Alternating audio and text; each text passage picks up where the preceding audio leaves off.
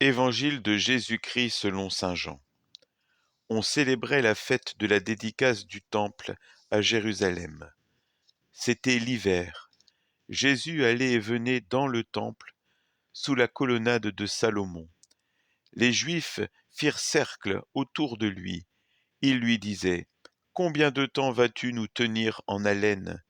Si c'est toi le Christ, dis-le-nous ouvertement. » Jésus leur répondit : « Je vous l'ai dit, et vous ne croyez pas. Les œuvres que je fais, moi, au nom de mon Père, voilà ce qui me rend témoignage. Mais vous, vous ne me croyez pas, parce que vous n'êtes pas de mes brebis. Mes brebis écoutent ma voix. Moi, je les connais, et elles me suivent. Je leur donne la vie éternelle. Jamais elles ne périront, et personne ne les arrachera de ma main. Mon Père qui me les a donnés est plus grand que tout, et personne ne peut les arracher de la main du Père. Le Père et moi, nous sommes un.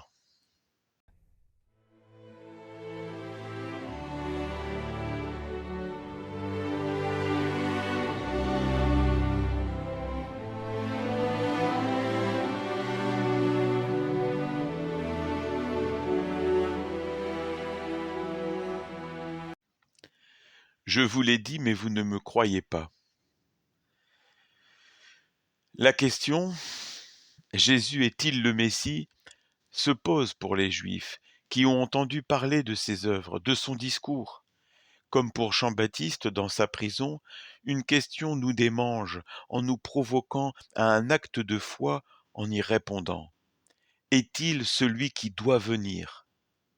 Faut-il en attendre un autre ? Se positionner est difficile. Et si mon espoir était déçu ? La réponse de Jésus est sans détour. Il suffit de regarder les œuvres et voir qu'elles accomplissent l'écriture bien connue des Juifs.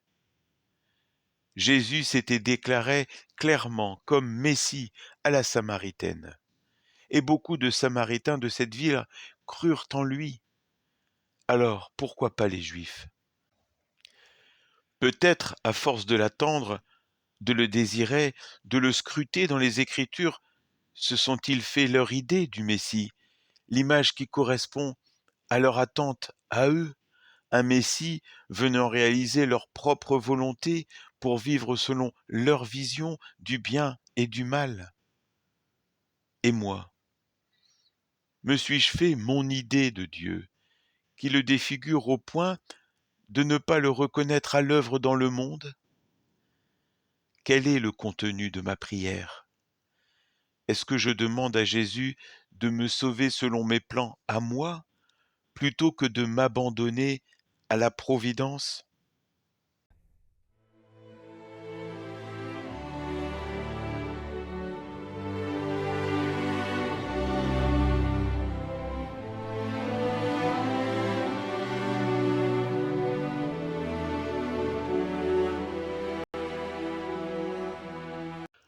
Vous ne croyez pas parce que vous n'êtes pas de mes brebis.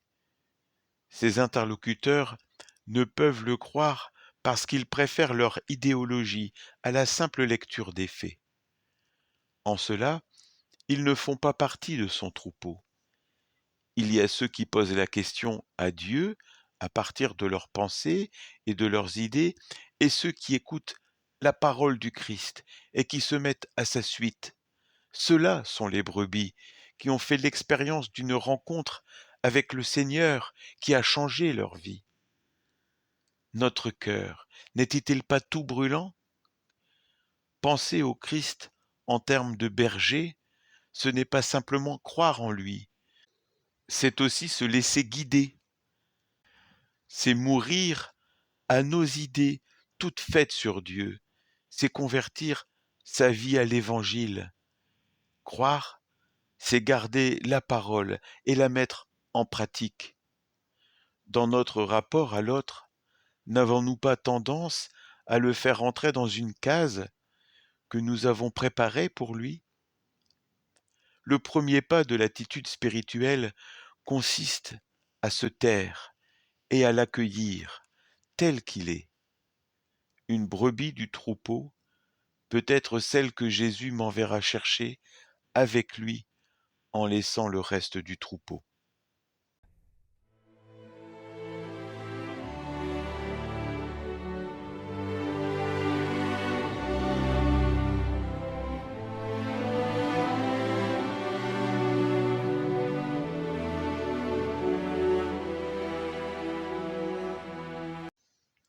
Le Père et moi, nous sommes un. Jésus nous révèle la vraie mission du Christ.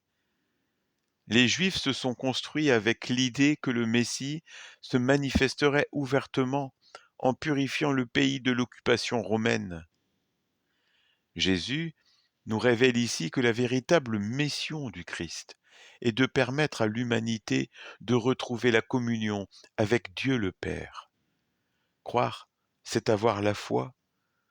Avoir la foi, c'est avoir la vie éternelle.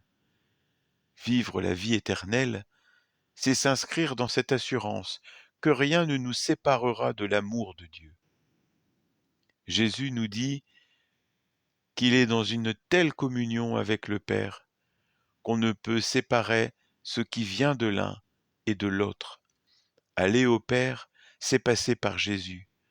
Communier au Père, c'est croire en Jésus, c'est communier à Jésus.